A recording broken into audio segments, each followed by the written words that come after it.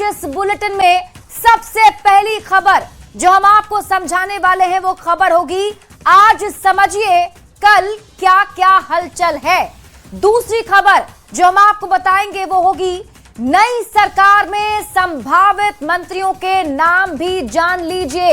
यानी नई सरकार जो बनने जा रही है उसमें कौन कौन संभावित मंत्री हो सकते हैं, न्यूज 18 सबसे पहले आपको बताएगा। तीसरी खबर होगी लव जिहाद को समझिए, क्योंकि लव जिहाद का एक और मामला बिहार में सामने आया है। और चौथी खबर हम आपको बताएंगे यूपी के नोएडा में क्यों हुआ है बवाल, क्योंकि उग्र प्रदर्शन अब मजदूरों का होता जा रहा है। लेकिन शुरुआत करेंगे, सबसे पहले बात करेंगे 15 अप्रैल को सुबह 11 बजे लोक भवन में नई सरकार का शपथ ग्रहण है। नई सरकार को लेकर हलचल काफी तेज है, बैठकों का दौर जारी है और उसके पहले 14 अप्रैल यानी कि कल सुबह 11 बजे नीतीश कैबिनेट की आखिरी बैठक होगी। सबसे पहले आप रिपोर्ट देखिए, फिर खबर तो समझिए।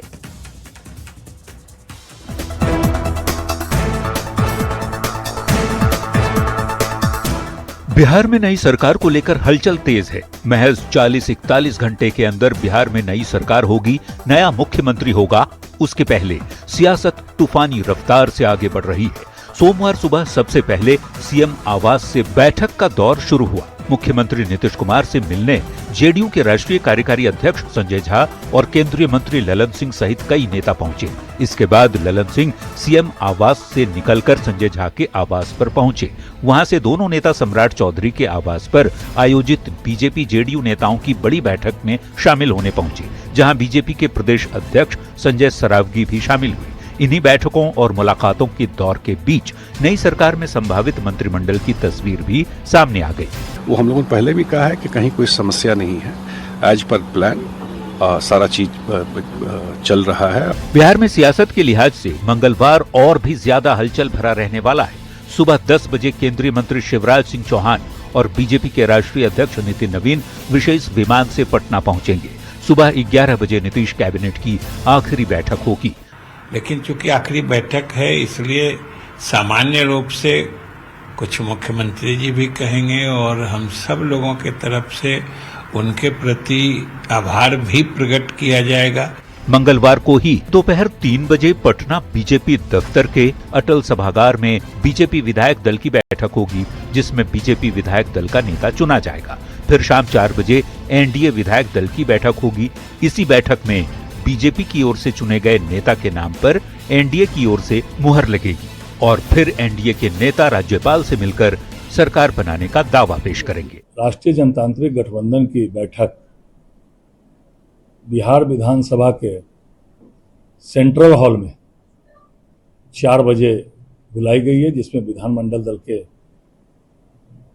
एनडीए के विधानमंडल दल के नेता का चयन होगा।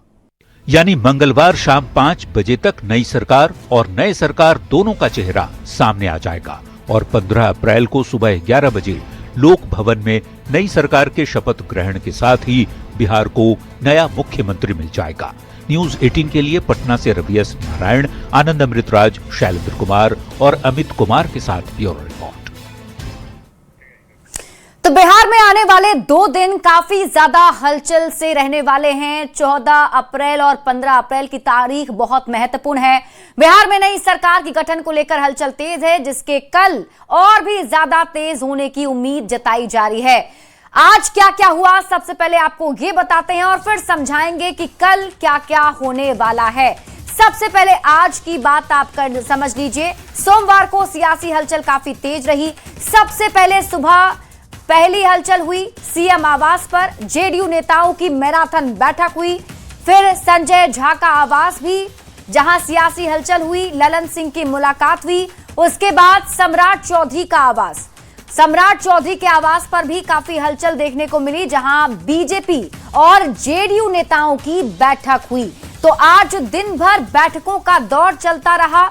जेडीयू ऑफिस में 25 से 30 फिर से नीतीश वाले पोस्टर हटा दिए गए और फिर इसके बाद लोक भवन में सीनियर अधिकारियों की बैठक हुई और शपथ ग्रहण की तैयारियों पर इस बैठक में मंथन हुआ। अब आप ये समझिए कल यानी मंगलवार को क्या क्या होने वाला है। सबसे पहले शुरुआत होगी 10 बजे से। विशेष विमान से पटना पहुंचेंगे शिवराज सिंह चौहान और 11 बजे नीतीश कैबिनेट की बैठक होगी, जो आखिरी बैठक मानी जा रही है मुख्यमंत्री नीतीश कुमार के कैबिनेट की। उसके बाद 3 बजे बीजेपी विधानमंडल दल की बैठक होगी। 3:15 पर मुख्यमंत्री पद से इस्तीफा देंगे नीतीश कुमार, यानी कि 3:15 तक मुख्यमंत्री नीतीश कुमार लोक भवन में जाके अपना इस्तीफा सौंप देंगे। फिर 4 बजे एनडीए विधानमंडल दल की बैठक होगी, जिसमें एनडीए के घटक दलों के नेताओं की मौजूदगी होगी। बैठक के बाद एनडीए नेता सीधे लोक भवन जाएंगे और एनडीए की ओर से सरकार बनाने का दावा पेश होगा, यानी कि समर्थन पत्र जो है विधायकों का वो लोक भवन में जाकर सौंप दिया जाएगा और तब पता चल जाएगा कि बिहार का अगला मुख्यमंत्री आखिर कौन बनने जा रहा है।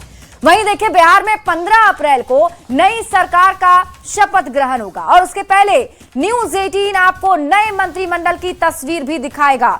मंत्रिमंडल के फॉर्मूले के साथ ही मंत्रिमंडल के चेहरे की जानकारी न्यूज 18 सबसे पहले आपको दे रहा है। क्या है फॉर्मूला और कौन कौन से हैं संभावित चेहरे, सबसे पहले आप रिपोर्ट देखिए, फिर खबर तो समझिए।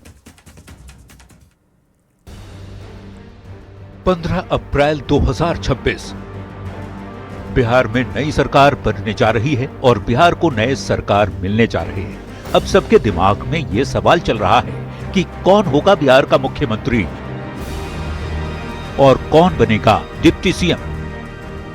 आखिर क्या होगा सरकार का फॉर्मूला? तो बता दें, 15 अप्रैल को नई सरकार के शपथ ग्रहण के पहले न्यूज 18 पर नए मंत्रिमंडल की तस्वीर भी सामने आ गई है। मंत्रिमंडल के फॉर्मूले के साथ ही कैबिनेट के चेहरे की जानकारी भी न्यूज 18 आपको सबसे पहले दे रहा है। 15 अप्रैल को बीजेपी के नेतृत्व में सरकार बनने जा रही है, जिसमें सीएम और डिप्टी सीएम सहित कुल 24 मंत्री शामिल होंगे। बीजेपी से सीएम सहित कुल 11 मंत्री होंगे। हालांकि सीएम के चेहरे पर चौंकाने वाली खबर अभी बाकी है, जबकि जेडीयू से डिप्टी सीएम के तौर पर निशांत कुमार का नाम तय है और निशांत के साथ ही जेडीयू से कुल 9 मंत्री शामिल होंगे, जबकि बाकी सहयोगी दलों एलजेपी रामविलास से 2 मंत्री के साथ ही मांझी की पार्टी एचएएम और कुशवाहा की आरएलएम से 1 मंत्री शामिल होंगे, जैसा इस सरकार में है। बीजेपी से संभावित मंत्रियों की यदि बात करें तो सीएम के अलावे जो 10 नाम हैं वो हैं विजय कुमार सिन्हा, मंगल पांडे, रामकृपाल यादव, दिलीप जायसवाल, श्रेयसी सिंह, लखेंद्र पासवान, रमा निषाद, प्रमोद कुमार चंद्रवंशी, अरुण शंकर प्रसाद और संजय सिंह टाइगर। वहीं जेडीयू की ओर से निशांत कुमार का डिप्टी सीएम बनना करीब करीब तय है। इसके अलावे 8 नेता मंत्री बन सकते हैं। इसमें हैं विजेंद्र यादव, विजय कुमार चौधरी, श्रवण कुमार, अशोक चौधरी, लेसी सिंह, मदन सहनी, जमा खान और सुनील कुमार। हालांकि विजेंद्र यादव पहले कह चुके हैं कि नीतीश कुमार सीएम नहीं रहेंगे तो वे भी मंत्री नहीं बनेंगे। बात अगर लोक जनशक्ति पार्टी रामविलास और हिंदुस्तानी अवाम मोर्चा और राष्ट्रीय लोक मोर्चा के संभावित मंत्रियों के नामों की करें तो एलजेपी आरवी से 2 मंत्री बनेंगे, जिसमें संजय पासवान और संजय कुमार सिंह संभावित नाम हैं। हम की ओर से पिछली बार की तरह जीतन राम मांझी के बेटे संतोष कुमार सुमन मंत्री बनेंगे, तो आरएलएम कोटे से पार्टी के राष्ट्रीय अध्यक्ष उपेंद्र कुशवाहा के बेटे दीपक प्रकाश का नाम शामिल है। न्यूज 18 के लिए पटना से रवि एस नारायण, आनंद अमृतराज, शैलेंद्र कुमार और अमित कुमार के साथ ब्यूरो रिपोर्ट। तो 15 अप्रैल को बिहार को नई सरकार मिल जाएगी, नया मंत्रिमंडल होगा। लेकिन न्यूज 18 बिहार झारखंड पर क्योंकि हम आपको सबसे पहले खबर दिखाते हैं, तो हम आपको बताते हैं कि नई सरकार का संभावित फॉर्मूला क्या होगा। और आइए अब नई सरकार का संभावित फॉर्मूला समझ लेते हैं। सरकार में मुख्यमंत्री और डिप्टी सीएम के साथ कुल 24 मंत्री होंगे, यानी ये जो नया मंत्रिमंडल होगा वो 24, इसमें टोटल जो है मंत्री और मुख्यमंत्री के साथ साथ डिप्टी सीएम मिलाकर के संख्या 24 होने वाली है। बीजेपी का मुख्यमंत्री के साथ ही 11 मंत्री होंगे, यानी मुख्यमंत्री के अलावा बीजेपी कोटे से 10 और मंत्री होंगे।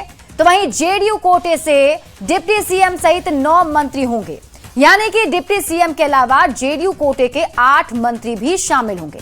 बात कर लेते हैं चिराग पासवान की पार्टी लोक जनशक्ति पार्टी रामविलास की, तो इस सरकार की तरह ही इस बार भी एलजेपीआर से 2 मंत्री होंगे, जबकि हिंदुस्तानी अवाम मोर्चा और राष्ट्रीय लोक मोर्चा से 1-1 मंत्री बनेंगे।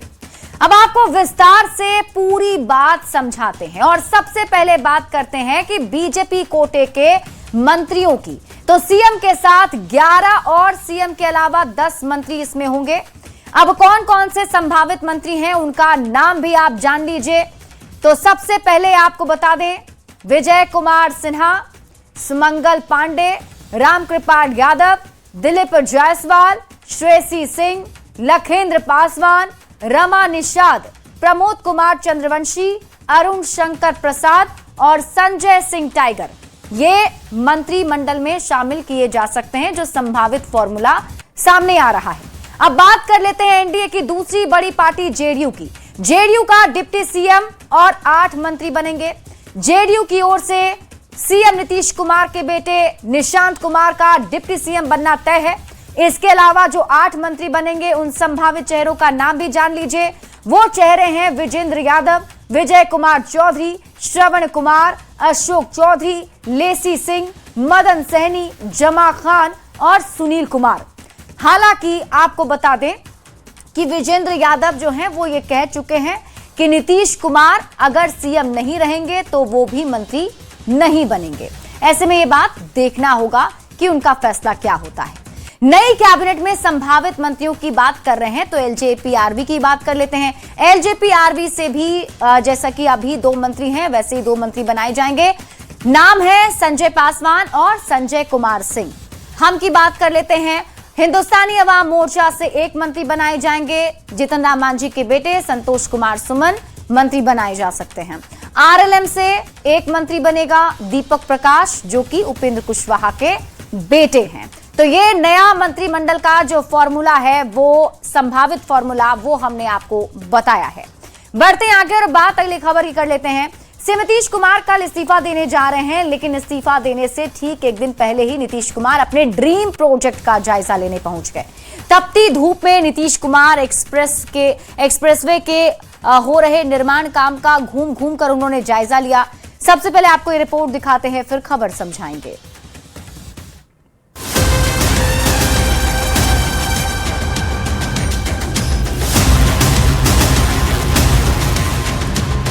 बिहार को सीएम नीतीश जैसा नेता नहीं मिलेगा, ये हम यूं ही नहीं कह रहे। चिलचिलाती धूप में सीएम नीतीश की ये तस्वीर देखिए। मंगलवार को मुख्यमंत्री नीतीश कुमार सत्ता छोड़ने जा रहे हैं, सीएम पद से इस्तीफा देने जा रहे हैं, लेकिन ठीक 1 दिन पहले वो अपने ड्रीम प्रोजेक्ट का जायजा ले रहे हैं। अधिकारियों से प्रोजेक्ट को लेकर बातें कर रहे हैं, घूम घूम कर प्रोजेक्ट का जायजा ले रहे हैं। ये तस्वीर है सोनपुर इलाके की। सीएम नीतीश कुमार अचानक काफिले के साथ निकल पड़े। नीतीश जेपी गंगा पथ होते हुए सोनपुर पहुंचे। यहां उन्होंने बाकरपुर मानिकपुर 4 लेन सड़क का जायजा लिया। इस दौरान उनके साथ कई मंत्री और अधिकारी भी मौजूद रहे। सीएम नीतीश ने पटना बेतिया एक्सप्रेसवे के निर्माण समेत कई विकास कार्यों का जायजा भी लिया। अधिकारियों को जरूरी निर्देश भी दिए। यही तस्वीर नीतीश को खास बनाती है। बिहार को नीतीश कुमार जैसा नेता नहीं मिलेगा। मुख्यमंत्री पद छोड़ने से पहले ये तस्वीर नीतीश के संकल्प को बताती है। नीतीश अपने विजन को लेकर कितने पक्के हैं। ये तस्वीर उसे बयां कर रही है। नीतीश के इस अंदाज से सबको सीखने की जरूरत है। नीतीश की इसी खासियत ने उन्हें जननेता बनाया है। न्यूज 18 के लिए पटना से शैलेंद्र कुमार की रिपोर्ट।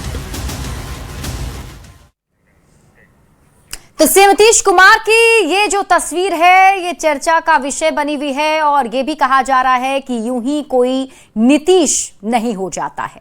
अब आपको पूरी खबर समझाते हैं आखिर ये बातें क्यों कही जा रही है। देखिए, यूं ही कोई नीतीश नहीं हो जाता ये इसलिए कहा जा रहा है क्योंकि कल सीएम नीतीश कुमार इस्तीफा देने जा रहे हैं, यानी कि मंगलवार के दिन नीतीश कुमार सत्ता छोड़ने जा रहे हैं। जो सीएम पद वो करीब 20 साल से संभाल रहे हैं वो छोड़ देंगे, इस्तीफा दे देंगे, वो मुख्यमंत्री नहीं रहेंगे। और उसके बाद भी इस्तीफा देने से 1 दिन पहले मुख्यमंत्री नीतीश कुमार क्या कर रहे हैं, वो एक्सप्रेसवे का जायजा लेने के लिए पहुंच गए। प्रोजेक्ट को लेकर अधिकारियों से उन्होंने बात की, एक एक चीज को बारीकी से देखा। एक्सप्रेसवे का निर्माण काम कैसे चल रहा है ये सब कुछ उन्होंने सामने से जाकर देखा और अधिकारियों को कमी के हिसाब से निर्देश भी दिए। सत्ता छोड़ने से पहले भी नीतीश कुमार कितने एक्टिव हैं ये तस्वीर दर्शाती है। वो आखिरी पल तक अपनी जिम्मेदारी निभा रहे हैं, ये तस्वीर यही बताती है। और यही सीएम नीतीश की खासियत भी रही है, यही नीतीश का संकल्प है और ये दिखाता है कि बिहार के विकास को लेकर नीतीश कितने संजीदा हैं। बढ़ते आगे और बात अगली खबर की। दरभंगा में नाबालिग लड़की की प्रेम कहानी का खौफनाक अंत हुआ। हिंदू नाबालिग मुस्लिम लड़के के प्यार में पड़ गई और उसके साथ जीने मरने की कस्में खाई। घर से भागकर निकाह कर ली। 1.5 महीने बाद उसकी संदिग्ध हालत में लाश मिलने से परिवार में सन्नाटा पसर गया है। यह रिपोर्ट देखिए, फिर खबर तो समझिए। 13 जनवरी 2026 सकीरना गांव से एक नाबालिग बेटी घर छोड़कर चली गई। सम्राट चौक के मोहम्मद साबिर के बेटे मोहम्मद उजाला के साथ बहला फुसलाकर प्यार का झांसा देकर नाबालिग होने के बावजूद शादी रचाई, लेकिन ये शादी नहीं, एक साजिश थी। परिवार ने तुरंत थाने में आवेदन दिया, लेकिन पुलिस चुप रही। सम्राट चौक के पास मोहम्मद साबिर के घर में एक महिला के द्वारा अभी तो उम्र का सत्यापन नहीं हो पाया है। जो प्राथमिक और प्रथम दृष्टया जो साक्ष्य आ रहे हैं, नाबालिग होने का साक्ष्य है बालिका का, तो उनके द्वारा हत्या आत्महत्या इसकी भी अभी पुष्टि हम नहीं कर सकते हैं। वो फोरेंसिक टीम आएगी और पोस्टमार्टम रिपोर्ट आएगा उसके बाद। शादी के बाद शुरू हुआ वो सिलसिला जो हर हिंदू परिवार की रातों की नींद उड़ा देता है। लव जिहाद का जाल, धर्म परिवर्तन का दबाव, इस्लाम कबूल करो वरना। युवती ने धर्म परिवर्तन से इनकार कर दिया और फिर आज संदिग्ध हालत में उसकी लाश मिली तो दावों और वादों की सारी परतें उधड़ गईं।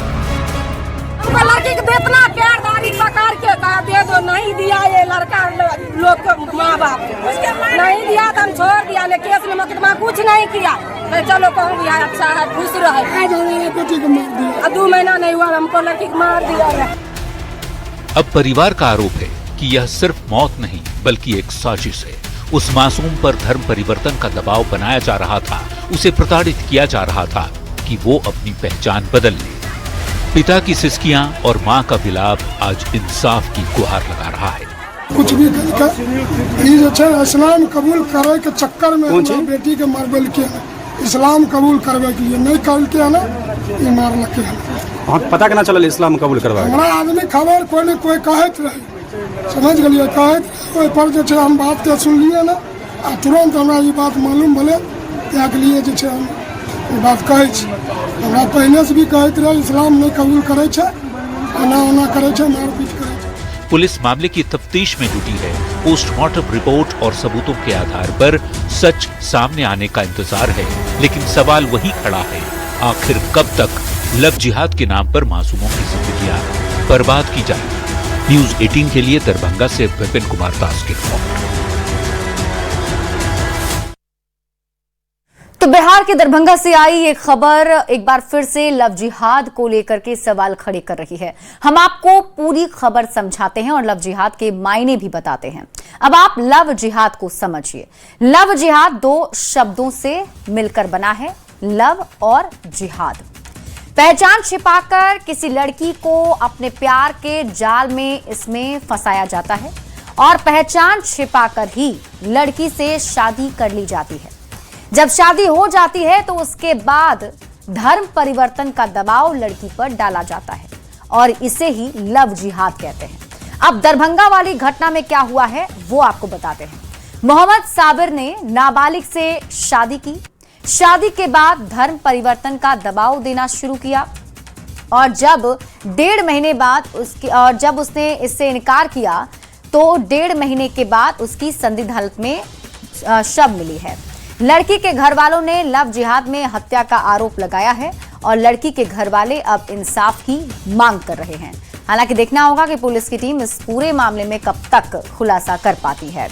बढ़ते आगे और बात अगली खबर की।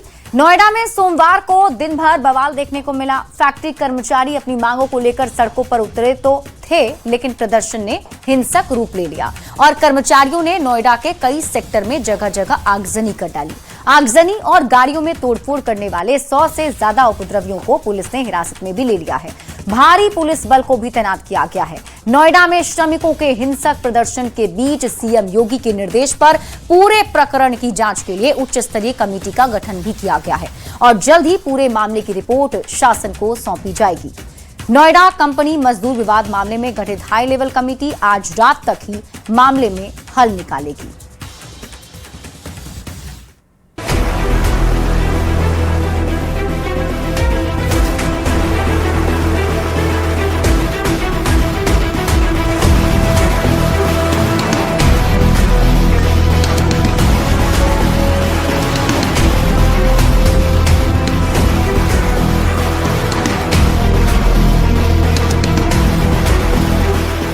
नोएडा में कई फैक्ट्रियों की कर्मचारियों का प्रदर्शन उग्र हो गया, जिसके बाद नोएडा में भारी जाम लग गया।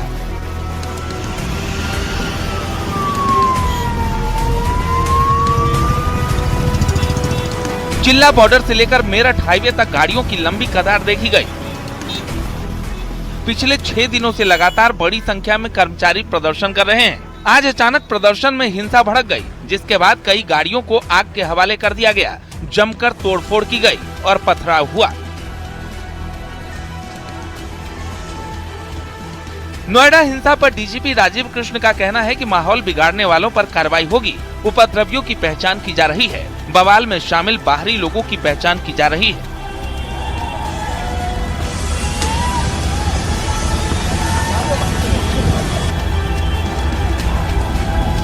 नोएडा में श्रमिकों के प्रदर्शन को लेकर अखिलेश यादव ने सरकार पर निशाना साधा। अखिलेश यादव ने पोस्ट में लिखा, महंगाई के दौर में कम वेतन में घर चलाना मुश्किल है, ये एक परिवार वाला ही समझ सकता है। नोएडा में श्रमिकों के प्रदर्शन को लेकर कांग्रेस ने भी सरकार को घेरा है। अजय राय ने कहा कि जिन पर अत्याचार हो रहा है उन पर आंसू गैस चलाई जा रही है। महंगाई बढ़ाते जा रहे हो, पूरी तरीके से गैस का सिलेंडर महंगा कर दिया, खाने के सामान महंगे कर दिए। लोग स्कूल में आज बच्चों के एडमिशन करा रहे हैं, इस समय उनको फीस जमा करनी, स्कूल कॉलेज पूरी तरीके से आपने बर्बाद कर दिया। वो फीस कहाँ से लाएंगे? वो कम सैलरी वाले लोग हैं, जब उनकी सैलरी आप नहीं बढ़ाओगे तो पूरी तरीके से वो उस तरह की बात कर रहे हैं। आप उसको अपने हक अधिकार की बात कर रहे हैं, आप लाठियां चलवा रहे हैं, आंसू गैस चलवा रहे हैं। नोएडा में हिंसक प्रदर्शन के खिलाफ बड़ी संख्या में पुलिस बल की तैनाती की गई है। 8 कंपनी पीएसी और आरएएफ तैनात की गई है। आसपास के जिलों से पुलिस फोर्स बुलाई गई है। फिलहाल बताया जा रहा है कि करीब सैकड़ों की संख्या में ऐसे उग्र लोग हैं जिनको हिरासत में लिया गया है। हालांकि स्थिति सामान्य बनी रहे, इसी पर पूरा जोर है। तमाम अधिकारी और अफसर ग्राउंड जीरो पर मौजूद हैं और खासतौर पे अगर बात करें तो प्रशासनिक अधिकारी और साथ ही आपको बता दें श्रम विभाग के अधिकारी और साथ ही पुलिस के अधिकारी मौके पर लगातार गश्त करते हुए दिखाई दे रहे हैं। कैमरामैन चंदन पडवाल के साथ हिमांशु शुक्ला, न्यूज़ 18 नोएडा।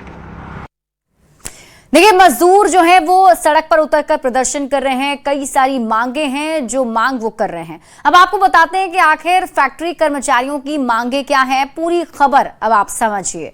देखिए, फैक्ट्री कर्मचारी चाहते हैं जिस तरीके से हरियाणा में 35% सैलरी बढ़ाई गई है, ठीक उसी प्रकार यूपी में भी 35% सैलरी बढ़ाई जाए।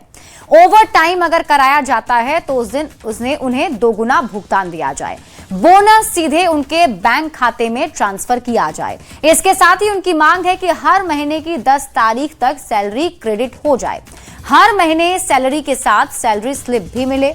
वो ये भी चाहते हैं कि सप्ताह में 1 दिन की छुट्टी भी रहे। छुट्टी के दिन अगर काम कराया जाए तो दोगुना भुगतान हो और फैक्ट्रियों में सुरक्षा मानकों का पूरा पालन हो। तो ये मांगे जो है वो मजदूरों की है और इसी मांग को लेकर के वो प्रोटेस्ट कर रहे हैं। हालांकि प्रशासन की तरफ से भी हालात को संभालने की कोशिश की जा रही है और सरकार की तरफ से भी अब इसकी समीक्षा की जाएगी, जिसके बाद कुछ बड़ा फैसला लिया जा सकता है। इसी के साथ इस बुलेटिन में अभी के लिए बस इतना ही। आप देखते रहिए न्यूज़ 18 बिहार झारखंड।